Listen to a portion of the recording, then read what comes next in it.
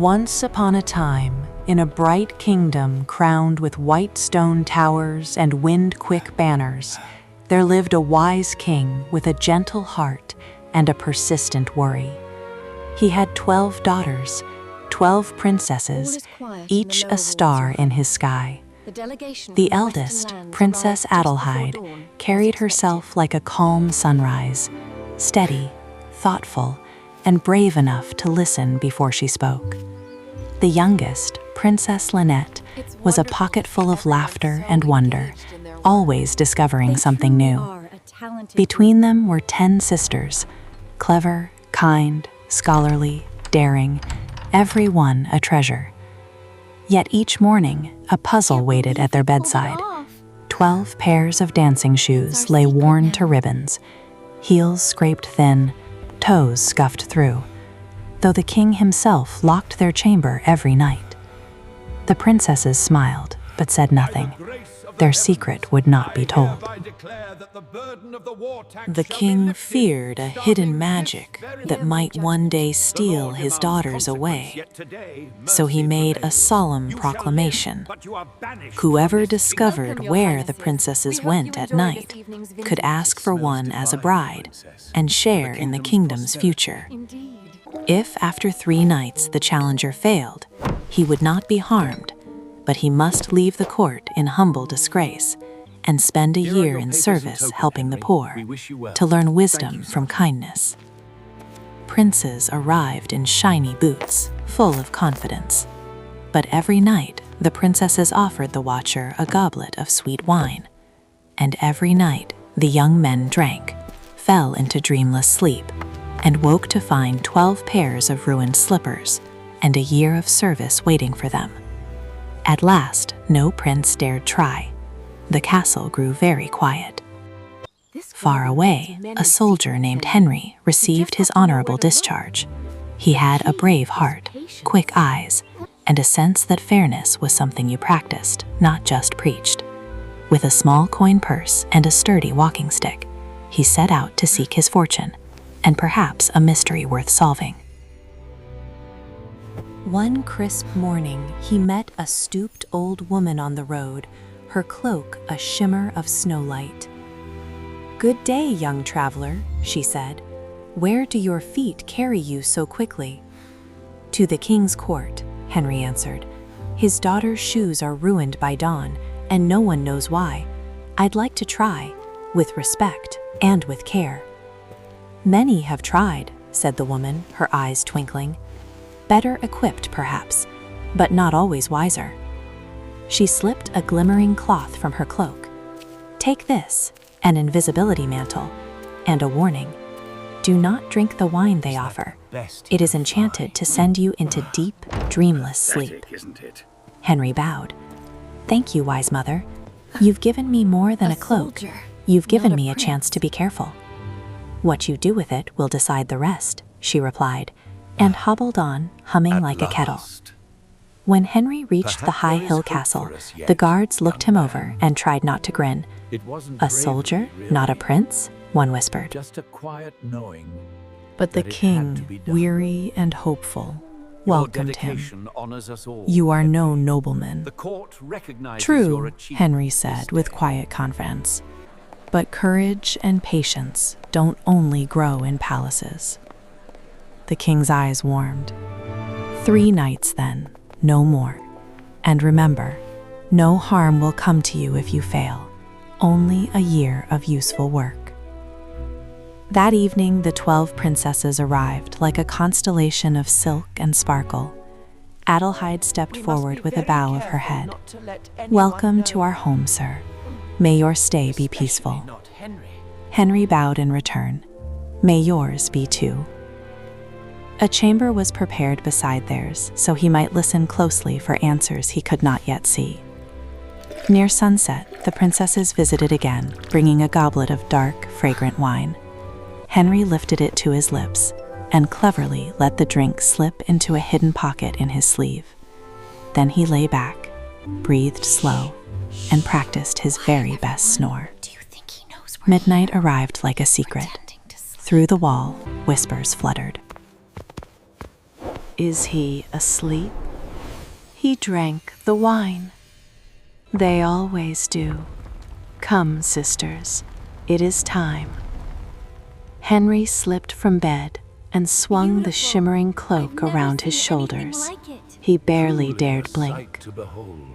3 soft taps sounded, tap, tap, tap, and with a gentling rumble, the floor opened. A stairway spiraled down into the earth, silver-lit and secret. One by one, the princesses descended. Henry followed, a rustle of nothing. They entered a forest whose leaves gleamed like liquid moonlight, a wood of silver trees. The air was cool and bell-clear. Henry broke off a small twig for proof. "Did you hear that?" One sister paused.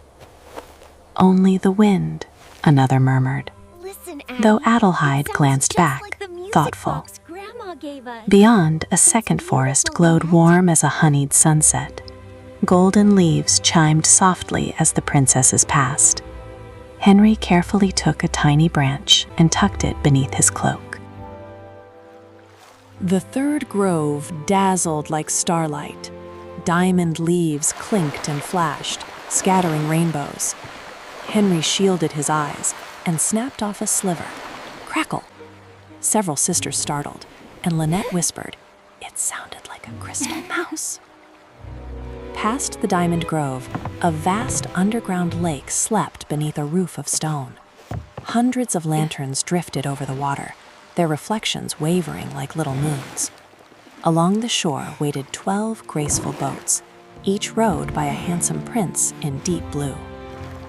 "Good evening, fair princesses," the princes chorused, bowing from their boats. "Good evening," the sisters replied. Each princess stepped into a boat, and Henry slipped into Adelheid's, quiet as a shadow. The boatman frowned. "Your boat feels heavier tonight, my lady." "Or perhaps the current is strong, Rowan," Adelheid said calmly. "Row on." Lantern light brayed at the water as they crossed. On the far shore rose a palace bright as a dream. Silver towers, gold balconies, crystal windows that looked like stars had learned how to be windows. Music swept through its halls, though no musicians were seen. The princesses danced. They twirled and leaped with partners who bowed perfectly and smiled like painted moons. Adelheid danced with grace, but her eyes held a steady strength, as if she were listening for a different song. Henry watched, careful not to step on anyone's royal toes. He collected a golden goblet from the feast table and hid it away. Just before dawn, the music hushed. The sisters thanked their princely partners and hurried back. Boats, groves, spiral stair, soft-footed steps to bed. Henry raced ahead, slid under his blanket, and resumed his award-worthy snore as Adelheid peeked in. "Asleep," she whispered, as deeply as the others always were. The second night unfolded the same, but Henry kept his ears open like doors. While dancing, he heard soft bits of truth slip between sisters. "Do you ever tire of—" one began. "Hush," another warned. "We must not speak of it." The third night, even the lanterns seemed to tremble. The sisters were uneasy. "Something follows us," murmured a middle sister. "Nothing is there," another replied. "Please don't fret." Adelheid only pressed her lips, as if weighing the shape of a thought. Again they danced until their shoes surrendered into rags of silk. Again Henry gathered secrets like breadcrumbs, and again he was back in bed by dawn, heart thumping but steady.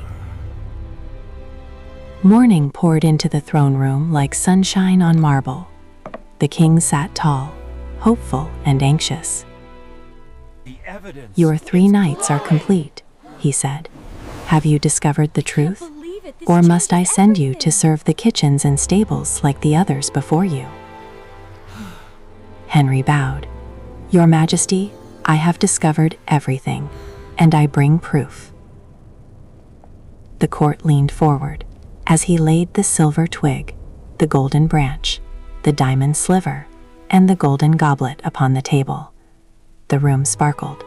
Murmurs rippled like a breeze over wheat. I know this sounds impossible. But Henry described what he had seen: the 3 shining groves, the lantern lake and 12 boats, the palace of light, the music that made slippers sigh and silk surrender. When he finished, the hall was still. The king turned to his daughters. "Is this true?" Adelheid lifted her chin. "Yes, father. We were bound by an old enchantment placed on mother's bloodline long before we were born. It commanded that 12 daughters must dance each night for 12 princes of the underworld, until someone followed without sleeping and spoke the truth aloud." The king's face softened with sorrow and relief. "My brave girls, why did you not come to me?" "We could not speak of it," Adelheid said gently. "The magic sealed our mouths and our choices." Take your time. And then, like a candle suddenly choosing to be sunrise, the enchantment broke. Far beneath the castle, the lantern lake dimmed to darkness. The shining groves turned to mist. The 12 princes bowed once, smiled almost kindly, and drifted away like a dream at breakfast. The king took Henry's hands. "You kept your courage where others drifted into sleep. You freed my daughters without force or fury. The promise stands. Choose, if you wish, one of my daughters for your bride." Henry glanced toward the 12 sisters. He had seen their laughter and their worry, their strength and their grace. He bowed toward Adelheid. "Your Majesty, Princess Adelheid has led with wisdom even while she was not free. If she consents, I would be honored to learn the rest of my life beside her." Adelheid stepped forward, her eyes shining. "You broke the chains with patience and truth, not pride.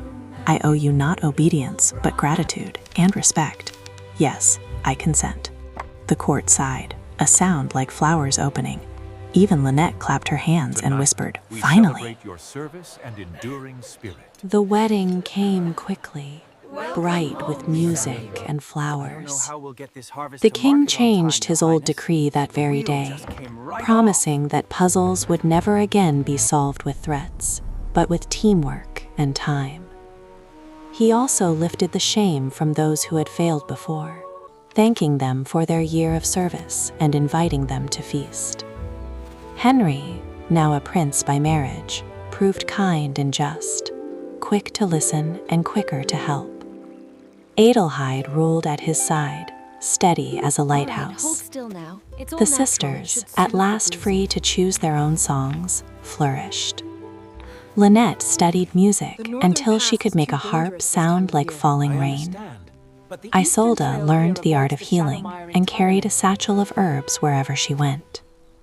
Rowena became a diplomat, settling quarrels with a smile and a map. The other sisters found their paths: gardens, libraries, ships, and skylarks. When the old king grew weary of the crown, Henry and Adelheid took up the work with quiet hearts. They made sure the castle's doors were open and the kitchen fires warm. They made sure the laws were fair and the roads were safe.